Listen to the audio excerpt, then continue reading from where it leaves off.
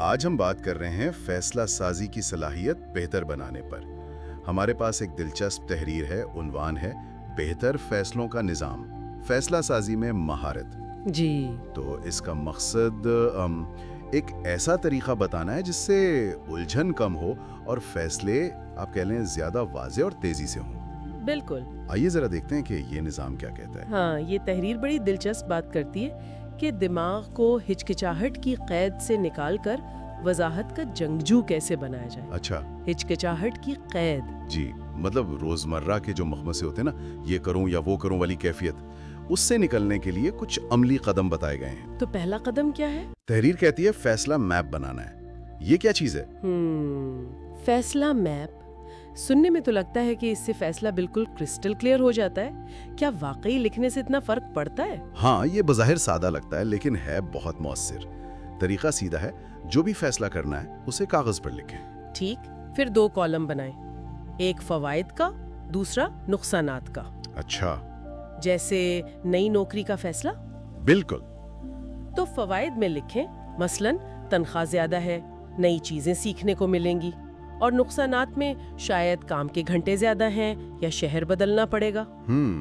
یہ کرنے سے نا جو کچھ دماغ میں چل رہا ہوتا ہے وہ سامنے آ جاتا ہے، ذہنی بوجھ کم ہوتا ہے، صورتحال صاف نظر آنے لگتی ہے۔ اچھا، یعنی خیالات کو باہر نکالنا وہ اہم ہے۔ ٹھیک ہے، نقشہ بن گیا۔ اب فوائد بھی ہیں، نقصانات بھی، انتخاب کیسے کریں؟ تحریر کہتی ہے اپنی بنیادی اقدار کو پہچانیں۔ جی ہاں، اور اسے وہ کہتے ہیں ویلیوز کو لاک کرنا۔ ویلیوز کو لاک کرنا مطلب یہ کہ آپ حتمی طور پر طے کریں کہ آپ کے لیے اصل میں اہم کیا ہے۔ خود سے پوچھیں، پیسہ زیادہ ضروری ہے یا وقت؟ ہاں، یہ تو اکثر ہوتا ہے۔ خاندان اہم ہے یا کیریئر میں بہت تیزی سے آگے بڑھنا؟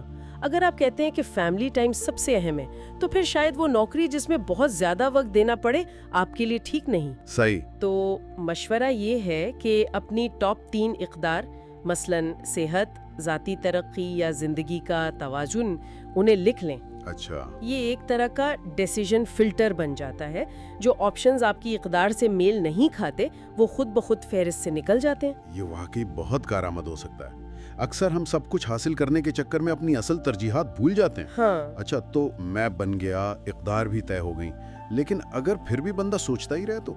تحریر میں زیادہ سوچنے کو دماغ کا انرجی زومبی کہا گیا ہے۔ بالکل، یعنی یہ آپ کی ساری ذہنی توانائی پی جاتا ہے اور بہترین پرفیکٹ فیصلے کی تلاش میں وقت الگ ضائع ہوتا ہے۔ تو اس کا کیا حل ہے؟ اس کا حل ہے فیصلہ فیوز سیٹ کرنا۔ فیصلہ فیوز؟ ہاں، یہ کیا ہے؟ یعنی ہر فیصلے کے لیے ایک وقت کی حد مقرر کر لیں۔ وقت کی حد؟ جی، چھوٹے فیصلے جیسے آج کیا پکانا ہے اس کے لیے شاید 5 منٹ کافی ہوں۔ ہاں، ورنہ تو اسی میں گھنٹہ لگ جاتا ہے۔ بالکل، اور بڑے فیصلے جیسے نوکری بدلنی ہے یا نہیں اس کے لیے آدھا گھنٹہ یا 1 گھنٹہ رکھ لیں۔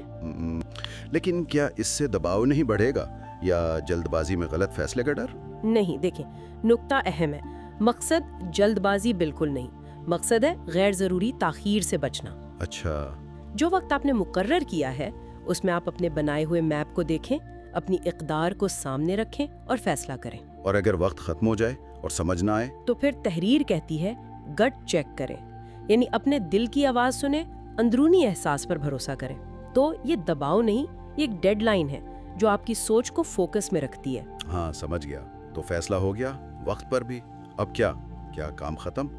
تحریر میں ایک چوتھا قدم بھی بتایا گیا ہے۔ جی ہاں، آخری قدم، اور وہ ہے اپنے فیصلوں کو ٹریک کرنا اور اپنی کامیابیوں کا جشن منانا۔ ٹریک کرنا مطلب لکھنا؟ ہاں، جب آپ اپنے فیصلوں کو لکھتے ہیں نا، مثلاً آج نئی نوکری کی آفر قبول کی یا صحت مند کھانے کا پلان شروع کیا، تو دماغ اسے ایک کامیابی سمجھتا ہے۔ اچھا، مصنف اسے فیصلہ سٹریک کہتا ہے، یعنی لگاتار کامیاب فیصلے کرنے کا سلسلہ۔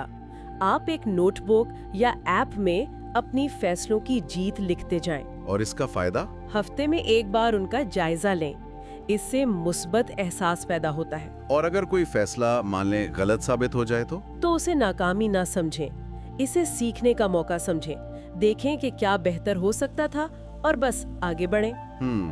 یہ پورا عمل، فیصلے لکھنا، ان کا جائزہ لینا، یہ آہستہ آہستہ آپ کی خود اعتمادی بڑھاتا ہے۔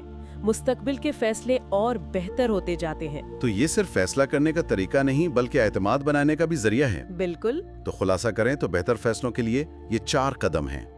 पहला, फैसला मैप से सूरत हाल वाज़ेह करना। जी। दूसरा, अपनी इक़दार को समझकर फिल्टर लगाना।